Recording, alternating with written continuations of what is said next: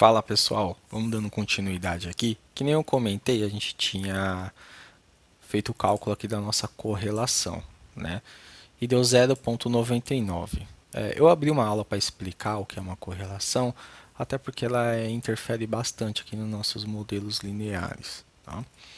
Aqui foi um artigo que eu publiquei e eu criei uma tabela aqui de correlação só para vocês entenderem. A correlação ela tem uma escala de 1 positivo a -1 negativo, tá?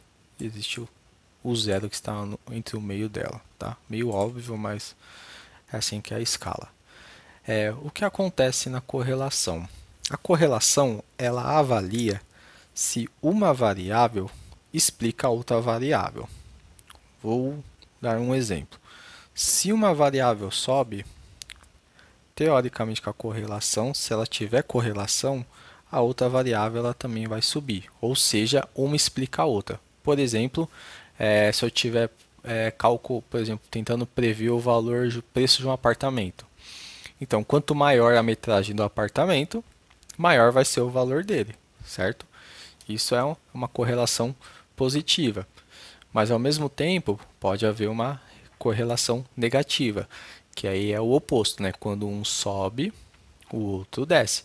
Por exemplo, quanto mais valoriza o dólar, mais valorizado fica o real. Então, nesse caso, a gente tem uma correlação negativa.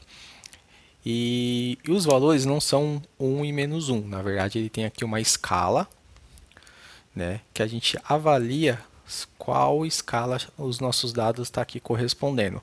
Então, por exemplo, se a gente calculou uma correlação, ela deu próximo de 1, a gente tem uma correlação plena, ou seja, uma variável explica a outra perfeitamente. Se apresentar 0,7, ainda existe uma correlação forte entre as variáveis.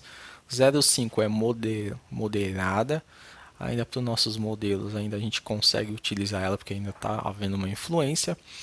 O 0,2, por exemplo, é fraco. Se der zero, ou seja, não existe correlação nenhuma entre as variáveis.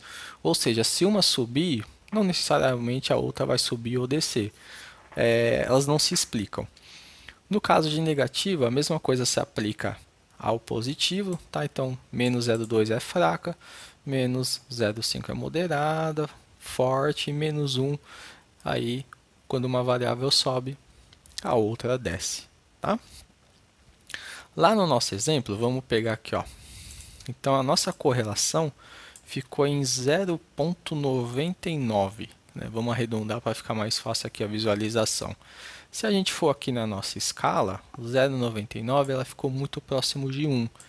Então, as duas variáveis têm uma forte correlação. Isso quer dizer o quê?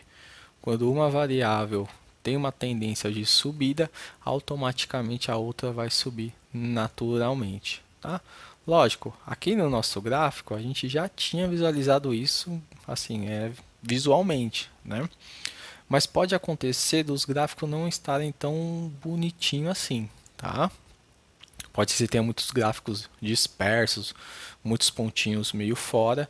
Então vai ser necessário você calcular a correlação numérica, olhar na tabela, ver onde ela se enquadra, para aí sim você tomar uma decisão se continua usando ela ou não, tá? O que é aceitável? Se acima pelo menos de 0,5, na minha opinião, tá? Tem gente que usa com menos, que não vê problema, mas acredito que mais do que 0,5 ajuda nas questões estatísticas do modelo, até porque a fórmula de correlação ela é muito similar à fórmula da regressão linear, tá? Mas aí é uma opção sua, você vai ter que testar em um modelo, vai ter que rodar as variáveis, testar a assertividade e tomar a decisão se vale a pena ou não manter aquelas variáveis de acordo com a correlação, tá bom? E dando continuidade aqui, tá? Vou te ensinar já um comando aqui para a gente deixar bem bonitinho essa visualização da correlação. Então eu vou chamar lá aquela função do PLT, vou chamar aqui o CIBOR, o SNS, eu vou chamar novamente o RedMap, vou passar como parâmetro essa correlação que a gente acabou de calcular aqui em cima, né, de 0,99, que ele vai gerar o mesmo gráfico que gerou aqui. E vou definir o anote true, que quer dizer que ele vai mostrar os valores no meio do gráfico para nós. Tá? Vou digitar ponto e vírgula, vou processar, e olha que legal, ele já fez aqui, colocou num gráfico, né, a variação de ambas variáveis, né, calculou já com o valor da correlação, e mostra aqui qual que tem ou não correlação. Né? No nosso caso, como ele arredondou, todas ficou como 1. Mas aqui é mais uma forma, vamos dizer, mais visual de mostrar essa informação, e também às vezes se tiver muitas variáveis. Então use esse comando aqui que aí você já consegue bater o olho e ver todas as correlações de todas as suas variáveis, tá bom? Gente, eu vou encerrar por aqui para não ficar muito extensa a aula, e depois a gente vai avançar mais aqui no nosso modelo, tá bom? Um abraço aí.